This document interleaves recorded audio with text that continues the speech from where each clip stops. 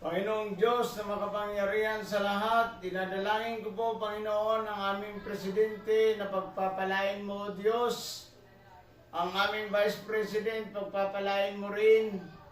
Ang aming gobernador, senador, mayor, barangay chairman, at mga pulis, mga barangay tanod, mga armies, mga marines, Panginoong Diyos, ay samahan mo silang lahat at pagpapalain. Iingatan ang kalang buhay at sasamahan po. Bigyan mo sila ng karunungan nagmumula sa inyo. Naway dalangin ko rin ang aming bansa ay alwas sa gawa ng masama. Yung espiritu ng kasamaan, naway ito mapagtagumpayan ng espiritu ng kabutihan. Pagpalain naman kayo ng Panginoon at ingatan niya kayo.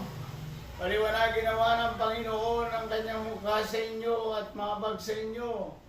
Simula ngayon at magpakailanman, sa pangalan ng Diyos Ama, Diyos Anak, Diyos Espiritu Santo, sa pangalan ni Jesus. Amen.